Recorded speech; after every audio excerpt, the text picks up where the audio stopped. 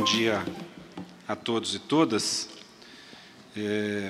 Vou buscar falar brevemente, para a gente ter um espaçozinho para o debate, mas acho fundamental a fala do professor Hermann, e acho fundamental uma mesa dessa, porque uma mesa dessa expressa, na prática, o que a gente defende, o que é o regime de colaboração, né? Porque muitos de nós, sistematicamente, tratamos sobre a necessidade de criar o regime de colaboração, a necessidade de implantar o regime de colaboração, a necessidade de estruturar o regime de colaboração, e a gente não pode esquecer, como bem disse o professor, o regime de colaboração é a relação que nós estabelecemos. O regime de colaboração não é algo etéreo, acima, distante. O regime de colaboração é a forma com que nós somos sujeitos históricos capazes de nos relacionar e de criar as condições necessárias para que a política educacional aconteça. Então, para mim, é uma alegria estar aqui nessa mesa. Já saúdo o professor Hermann, parceiro durante o período que eu estive na Secretaria de Educação Básica, junto com a professora Elizabeth, nas realizações de ações, e tanto de minha parte, eu tenho certeza do professor Hermann, nós buscamos criar as condições para que esse regime de colaboração aconteça, e acontecesse. Aqui em São Paulo, nós temos essa grata alegria de estarmos fazendo uma série de ações que buscam focar na criança, no sujeito, no aluno, todas as nossas ações. Nós não podemos esquecer que a Constituição não nos colocou em nível hierárquico diferente, seja o governo federal, seja o governo estadual, seja os governos municipais, nós estamos numa relação horizontal, com atribuições, responsabilidades distintas, mas com o mesmo objetivo, que é o de fazer acontecer o processo educacional. Então, ter nessa mesa também a presença da Undime para a gente poder estabelecer esse diálogo é muito importante. Eu cumprimento a Priscila, da Undime São Paulo, e cumprimento a minha grande amiga Cleusa Repúlio, presidente da Undime Nacional. E também é muito bom que o terceiro setor, e aí eu cumprimento o Denis, que o terceiro setor se ocupe, ao invés de substituir as políticas de Estado, a fazer com que as políticas de Estado aconteçam, porque Estado sempre existiu e sempre existirá em qualquer sociedade. É pré-condição, inclusive, para a existência de nação. Então, o terceiro setor, se ele se alinha, se ele busca fazer com que as políticas de Estado possam frutificar, possam acontecer, é sempre muito bem-vindo, e eu agradeço à Fundação Lema, que tem buscado sempre esse diálogo. Bom, eu estive ocupado no último ano como secretário de Educação Básica, e essa é a minha primeira oportunidade de conversar com os municípios como presidente do FNDE. Eu saio do lugar da cobrança, sempre fui um secretário que sentava à mesa, e no ano passado estava aqui com o presidente do FNDE à época, é muito mais fácil, muito mais cômodo o lugar da cobrança e um pouco mais difícil o lugar do ser cobrado. Mas, como quem cobra também tem a obrigação de saber ser cobrado, é nessa condição que eu me coloco de forma muito solidária para discutir aqui com vocês. Bom, antes de entrar propriamente nas ações do FNDE, eu queria primeiro dizer que nós temos um norte muito claro, e um norte consensado com uma série de dificuldades e condicionantes históricas, mas que é o norte que está expresso no Plano Nacional de Educação. O Plano Nacional de Educação, todos estão acompanhando a sua tramitação no Congresso Nacional.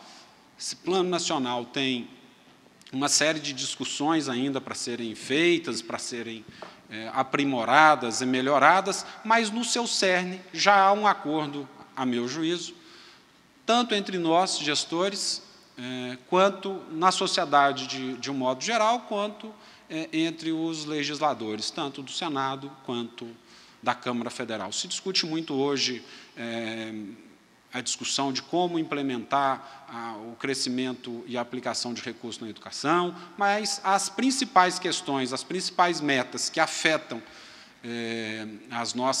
os nossos programas, as nossas ações para o futuro, elas estão, eu diria, razoavelmente consensadas. Seja o atendimento 50% na creche, como colocou o professor Hermann, seja a universalização do atendimento na pré-escola, sejam as metas de atendimento em tempo integral, sejam as metas na educação superior, profissional, tecnológica. Ora, se nós temos já, de certa forma, uma pactuação que a sociedade nos impõe, nós precisamos começar a alinhar as nossas ações para que a gente consiga cumprir os anseios da nossa demanda que virá pelo Plano Nacional. E o FNDE ele está buscando, e aí eu já entro diretamente, ele está buscando se alinhar no seu planejamento estratégico a garantir as ações, a efetivação das ações que estão propostas no Plano Nacional. E, seguramente, com uma grande interface com o que colocou o professor Hermann aqui. O FNDE, como todos sabem, exceto pelo salário do presidente, dos diretores e dos funcionários do FNDE, todos os demais recursos do FNDE são, de forma direta ou de forma indireta, aplicados na educação, nas crianças e, portanto, seja em forma de livro, seja em forma de computador, seja em forma de bens que chegam diretamente à escola, seja em forma de recursos nos diversas ações e programas do FNDE, todo o seu orçamento é executado transferindo recursos, transferindo bens para estados e para municípios. Por isso é muito importante essa nossa discussão, porque os nossos temas, eu diria, que eles nos unem. Seguramente a gente pode ter, em níveis distintos, mas tanto no governo federal, no governo do Estado e nas prefeituras, as dificuldades históricas com as procuradorias, secretarias de fazenda, secretarias de administração, mas os nossos temas, nós temos razoável consenso sobre eles, e é preciso que a gente tenha clareza das nossas atribuições distintas para a gente poder dar esse salto de qualidade que eu concordo plenamente com o professor Hermann. Nós temos melhorado muito nos últimos anos, nós temos uma oportunidade histórica que a gente não pode perder. Essa oportunidade histórica, ela tem muito a ver com a questão demográfica brasileira, tem muito a ver com a questão da pressão social, como colocou o professor Hermann, de forma que nós, gestores da educação, temos uma responsabilidade muito grande de não perdermos este momento em coisas que nos desunem, e sim aprofundarmos aquilo que são consensos para que a gente consiga fazer evoluir a escola, a educação que todos nós queremos. Então, é importante, na minha fala, e quero abordar isso, deixar de forma muito transparente e clara para os gestores, especialmente aqui dos municípios, qual tem sido a postura do FNDE, qual tem sido as ações que o FNDE tem buscado colocar. Bom, vocês estão acompanhando, eu estou um pouco mais tempo na educação, sou de um tempo que o FNDE era um órgão que se dedicava praticamente a financiar de forma muito incipiente, inclusive, o ensino fundamental. O Fundef era exclusivo para o ensino fundamental, o salário educação exclusivo para o ensino fundamental, o livro, etc., não vou me deter. E nós fomos mudando esta forma de pensar e de agir do FNDE e trazendo responsabilidades e atribuições que nós entendemos são importantes para o FNDE. Nós fizemos uma série de mudanças legislativas que vocês acompanharam, tanto mudança legislativa em âmbito constitucional, infraconstitucional, legal, portarias, resoluções. De forma que o FNDE hoje tem duas responsabilidades muito claras que estão colocadas sobre os seus ombros. A primeira é de prestar assistência técnica, isso foi colocado, não era atribuição do FNDE, o FNDE quem se lembra, ele era um mero repassador de recursos, e depois você repassa o recurso e manda auditoria em cima. Essa é uma prática muito comum. Passa o dinheiro e manda um auditor, manda na prestação de contas, etc. Ora, isso tem uma baixíssima efetividade, como colocou o professor Hermann, e isso não traz aquilo que a gente acredita ser o necessário para a educação. Então, o FNDE foi se estruturando, foi se aprimorando, para que ele pudesse, para além de ser mero transferidor de recursos, que é a ação de assistência financeira que o órgão ainda tem, ele também incorporasse uma série de atribuições na assistência técnica. E é assim que nascem os pregões, as atas de registro de preço do FNDE, e não sei se o professor Hermann sabe, mas, inclusive, com a ajuda grande de grupos de trabalho que incorporam a FDE. A FDE, aqui de São Paulo, é parceira do FNDE há mais de 10, 15 anos. A ata de registro de preços que a gente fez, por exemplo, do mobiliário escolar, ela vem de um grupo de trabalho que já existia aqui na FDE de São Paulo, e o FNDE, em parceria com a FDE, transformam isso numa grande ata nacional. Por que isso é importante? Porque isso traz racionalidade para o sistema, isso traz maior eficiência para o sistema, e isso traz um conforto para o gestor, e eu já fui gestor na ponta, que hoje a gente não, que até então a gente não tinha, né? Quem já teve que lidar com uma especificação de um bem, quem já teve que lidar com um processo licitatório, sabe a dificuldade que isso é fazer tramitar na prefeitura. Então, o FNDE foi assumindo essas competências e foi criando condições para que ele pudesse apoiar os estados e municípios. E assim nasceu a especificação de um veículo exclusivo para o transporte escolar, de um mobiliário exclusivo para crianças em pré-escola, para crianças de anos iniciais, de anos finais, de ensino médio, um projetor que é patente do governo federal, que é o projetor Proinfo. Se vocês forem comprar uma lousa digital, possivelmente vocês vão comprar por 6, 7 mil reais. Esse projetor, por ser patente MEC, ele nos permite baratear muito. Então, essas atas de registro de preço, o que nós estamos fazendo, eu brinco sempre, é quase um site de compras coletivas, né? Todos nós nos unimos, o MEC, o FNDE, assume a responsabilidade de fazer a compra, mas, no fundo, o FNDE não compra nada, ele não fica com nada, porque ele não tem escola, ele apenas faz o papel de organizar a demanda de estados e municípios e, em nome dos estados e municípios, ser o gestor desta ata. Então, é muito importante que vocês nos auxiliem nesse aprimoramento desse processo, porque, muitas vezes, o que a gente especifica, o que a gente compra e o que chega lá na ponta é bem diferente.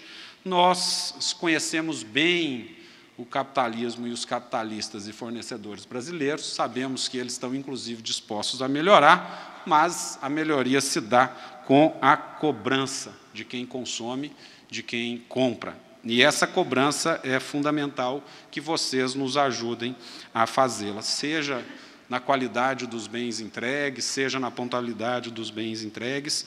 E nós, neste ano, com um desafio gigantesco, que vocês bem sabem, ousamos, tem 2 anos que a gente está estudando isso, ousamos fazer um pregão nacional para a construção das creches e pré-escolas.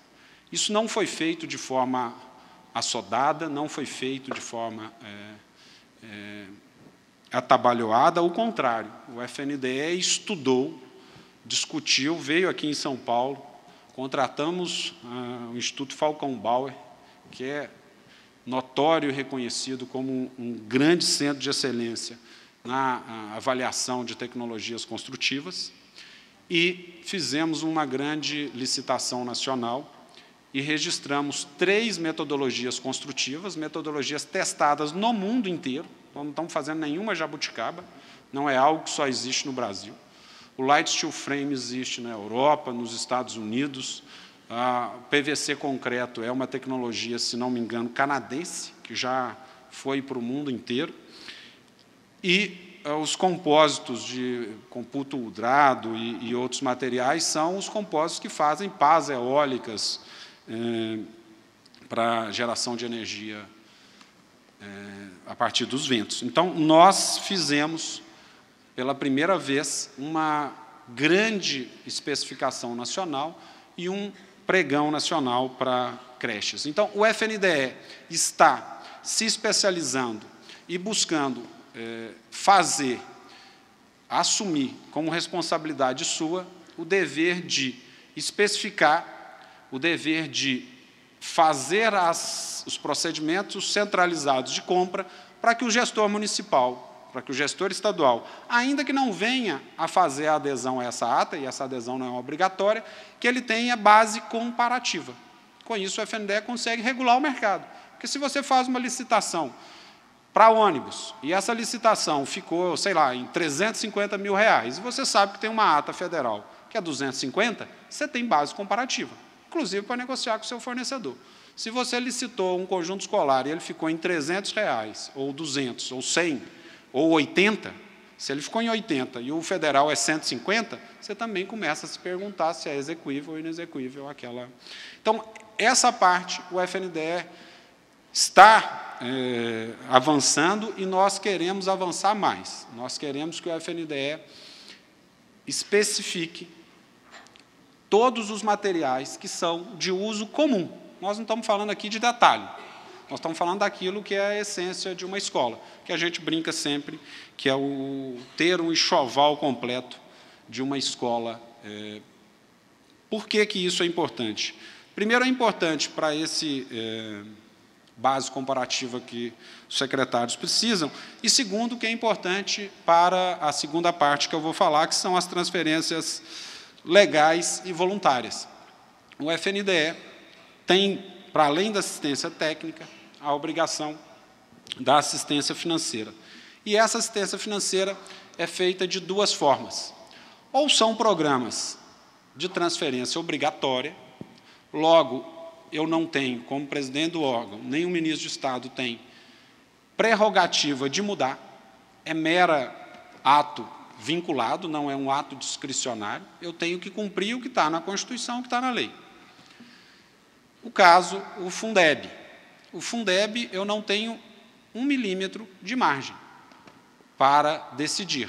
As pequenas decisões que a lei nos colocou são decisões remetidas para o comitê que participa, um DIME, participa o CONSED, que muda os fatores de ponderação.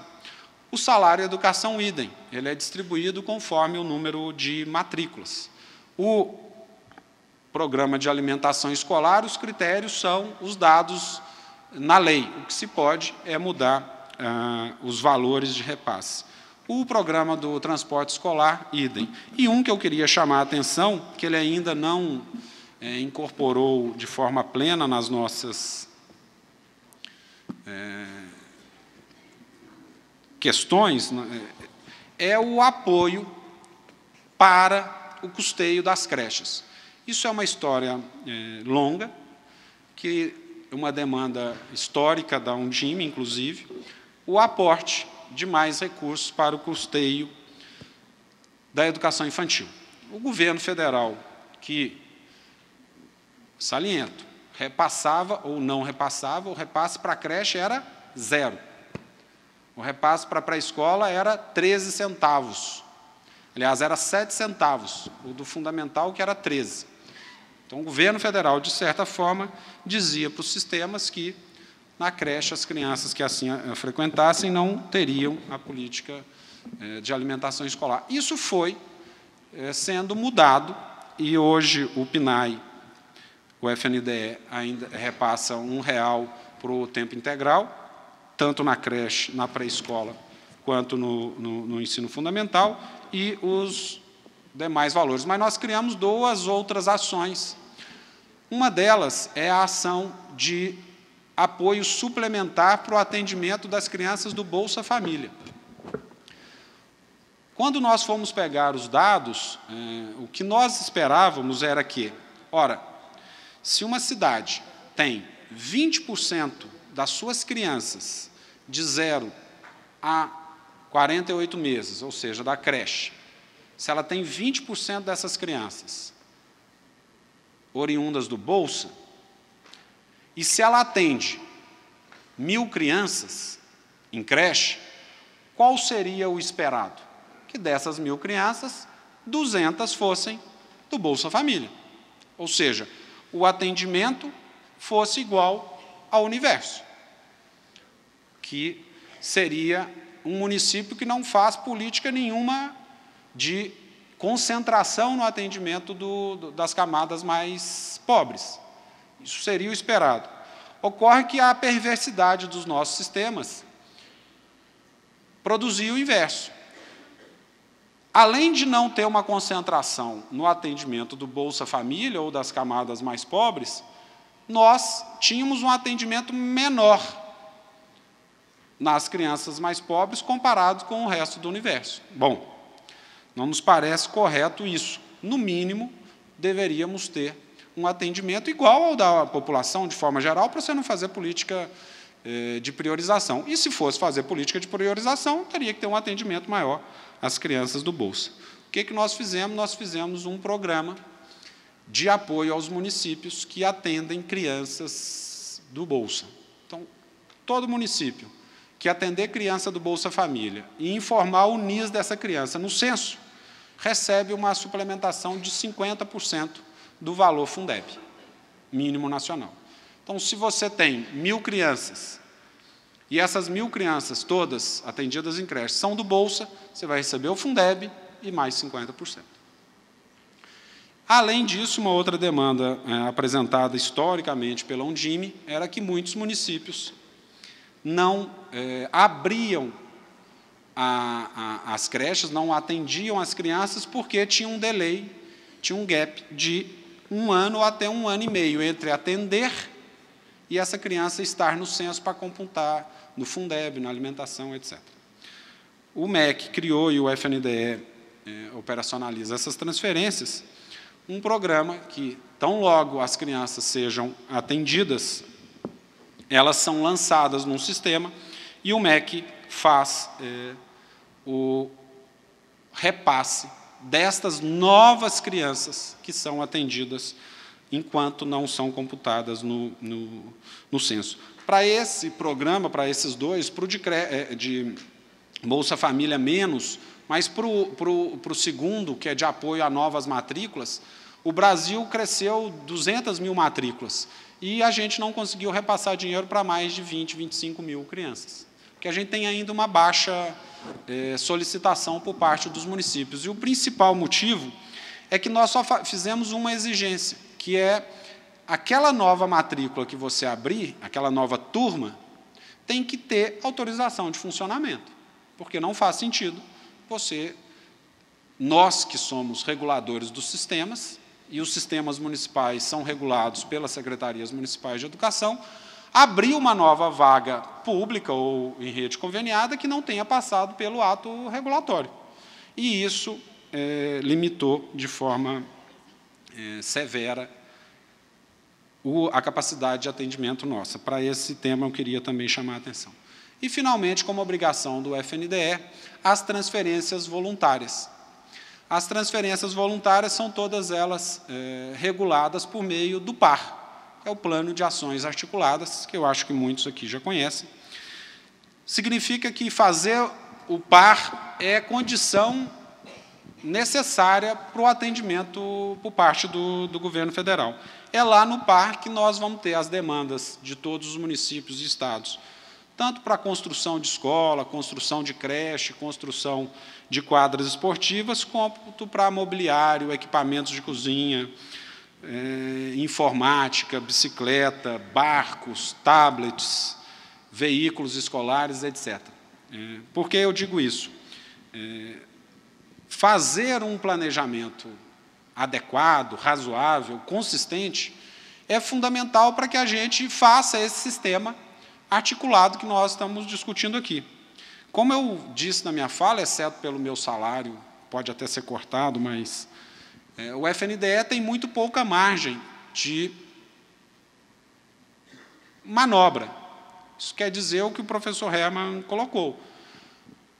Ou a gente convence os secretários de Fazenda, os ministros da Fazenda, a colocar mais dinheiro para a gente, e isso todos aqui que são gestores sabem o que significa com os nossos colegas de governo, secretário de Saúde, secretário de Esporte, secretário de Cultura, secretário de Infraestrutura, que todos nos veem como os primos ricos, e essa é a verdade. Bom, esse traduz para nós um desafio que o professor levantou, que é o desafio da eficiência, que é o desafio da efetividade e da eficácia. Ora, o FNDE pode triplicar o repasse de determinada ação? Pode, mas vou ter que cortar de algum lugar. Ele pode dobrar o número de, eu concluo, o número de veículos enviados para os municípios? Pode, mas ele tem que cortar de algum lugar, porque não existe mágica na nossa ação. Então, quanto mais bem planejado for o par, for as ações por nós, maior a nossa capacidade de nos articularmos bem e de darmos efetividade nas nossas ações. E, por fim, lembrar que todas essas assistências técnicas que nós fomos fazendo nesses últimos anos, quando eu disse de dar conforto para os secretários, foi pensando numa ação que é a ação de prestação de contas, que é um dever nosso, que hoje o FNDE criou um novo sistema, que todos aqui conhecem, que é o SIGPC. Por que nós fomos especificando, fomos fazendo atas, fomos fazendo outros registros? Porque nós temos no FNDE prestações de contas desde os anos 90, que não foram até hoje analisadas, porque o FNDE passava dinheiro para comprar ônibus.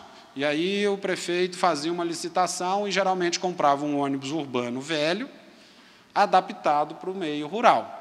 Ora, o nosso maior patrimônio, que são as crianças, a gente atende no veículo nas piores condições possíveis. Então, nós fomos fazendo essas atas para quê? No momento da prestação de contas, o secretário, o prefeito, quando vier a fazê-lo, a fazer essas prestações de contas, ele apenas vai ter que mostrar, olha, eu adquiri o ônibus. E qual é o ônibus? O ônibus é aquele do FNDE. Nós estamos no SIGPC com as prestações de contas do PNAE, do PNAT, do PDDE. Vamos incluir agora Brasil Alfabetizado, e o próximo é o Pró-Infância, que a gente vai começar a receber. Obrigado, desculpe se estendi, mas é uma oportunidade que a gente não pode perder, e estou aqui aberto para o debate que a gente venha fazer. Obrigado.